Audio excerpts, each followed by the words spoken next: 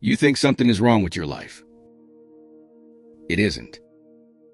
What's wrong is the story you keep telling yourself about it.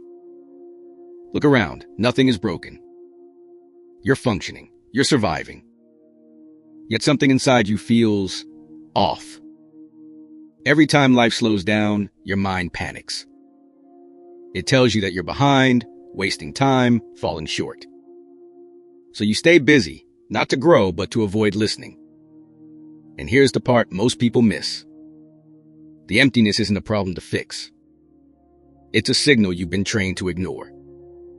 Because the moment you stop running from it, you realize this feeling isn't here to destroy you. It's here to change you. But only if you're ready to hear what it's been trying to say.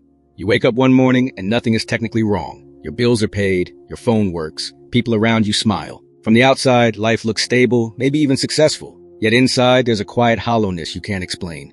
Not pain exactly, not sadness you can point to. Just an emptiness that sits in your chest like unanswered mail. And the confusing part is this. You feel guilty for feeling this way. You tell yourself, I should be grateful. Other people have it worse. But the feeling doesn't go away. It grows quieter, heavier, more persistent. This is where most people make their first mistake. They assume emptiness means weakness. They assume it means something is broken inside them. They assume it's depression, laziness, or a lack of motivation. But what if that emptiness isn't a flaw at all? What if it's a signal? Because here's the truth. Most people never hear. Emptiness often appears when your old identity can no longer hold who you are becoming. For years, you lived inside roles that made sense. You followed rules that worked. You chased goals that once excited you. And they served you well, until one day they didn't. That's when the mind starts asking questions the routine can't answer. Why am I doing this? Why doesn't this feel like enough anymore? Why do I feel disconnected from a life I worked so hard to build? This is the identity lock moment. The moment when your environment still sees the old version of you, but your internal compass has already shifted. You're not lost. You're outgrowing a container that once fit perfectly. And growth like that doesn't arrive with fireworks. It arrives with discomfort, with boredom that doesn't make sense, with a strange emotional flatline where joy feels muted and achievements feel hollow. Society doesn't talk about this stage. They tell you happiness should be constant, fulfillment should be obvious, and success should feel loud. So when you feel empty instead, you assume something's wrong. But emptiness is not the absence of meaning. It's the pause before meaning updates. Think about it. Every major transformation in life passes through a silent phase. Seeds don't break the soil immediately. Muscles don't grow during the lift, they grow during the rest. And the mind doesn't reinvent itself while everything feels comfortable. It does it when the old patterns stop delivering the same emotional reward. That's why this feeling hits even when life is fine. Fine is often the enemy of purpose. Fine keeps you numb enough to stay, but uncomfortable enough to question. And that questioning is dangerous to the old you. That's why the emptiness feels scary. Because deep down you sense that returning to who you were is no longer possible. But stepping into who you could become requires letting go of certainty. Your brain resists that. It craves familiarity, even when familiarity no longer feeds your soul. So it labels the discomfort as something to escape. Scroll more, work more, distract yourself, numb it. But the feeling keeps returning because it's not asking to be silenced. It's asking to be understood. Right now, you are standing at a psychological threshold. One foot in the identity that kept you safe, the other hovering over a future that demands more honesty from you. And that tension, that pressure, that quiet emptiness is not a sign of decline. It's a sign that something deeper is waking up inside you. In the next part, I'll show you why this discomfort appears right before real growth, and why most people mislabel it as depression instead of recognizing it as the beginning of a powerful internal shift.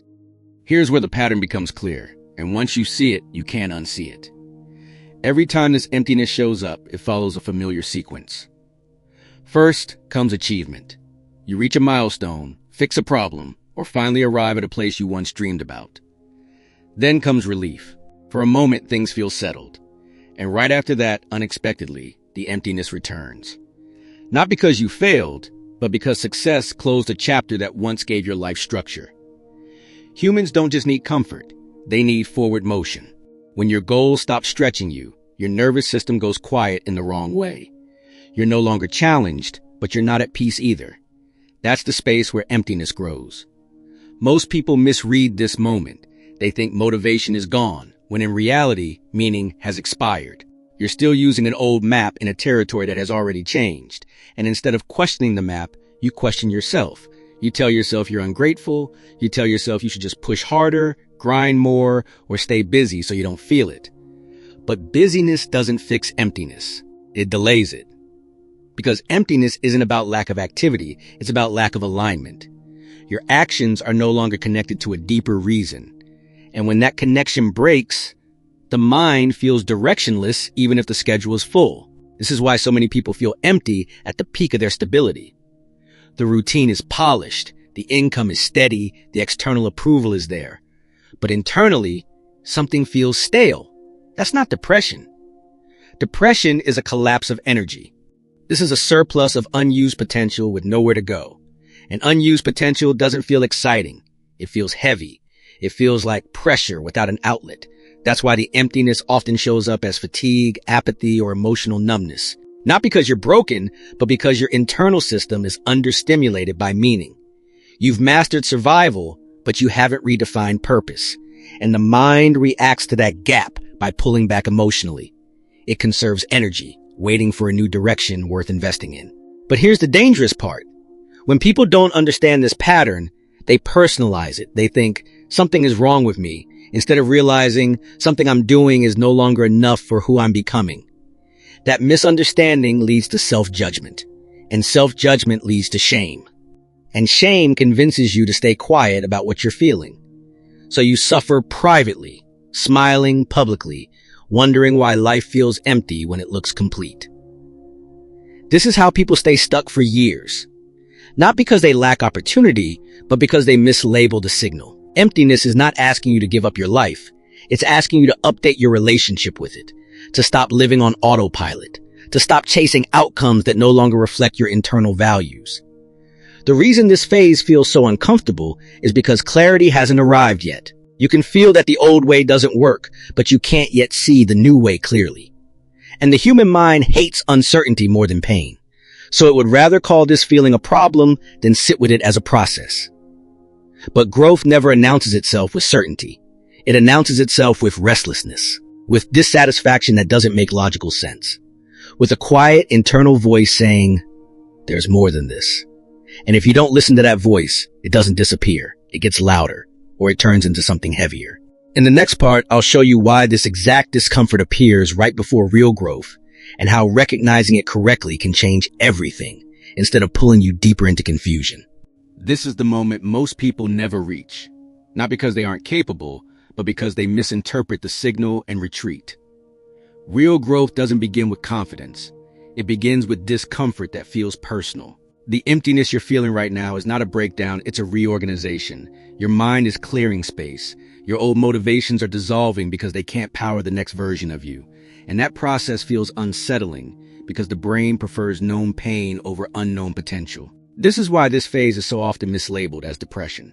From the outside, the symptoms look similar. Low excitement, emotional flatness, questioning everything.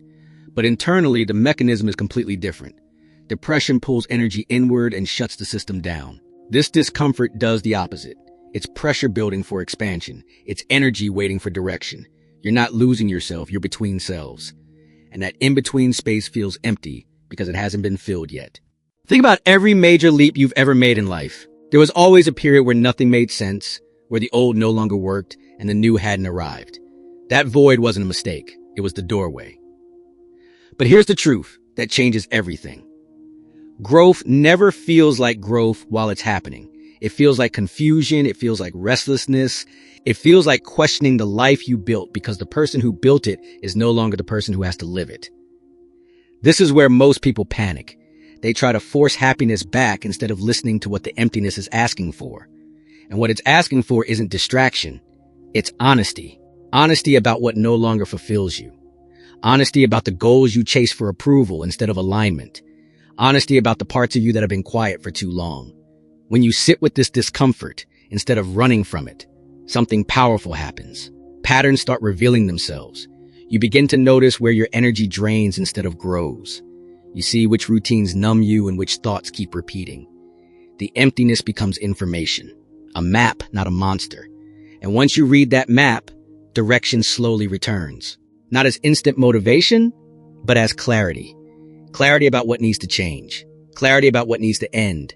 and clarity about what you can no longer pretend is enough.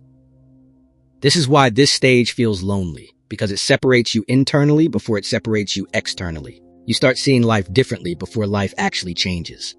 But understand this, nothing has gone wrong. You are not behind. You are not broken.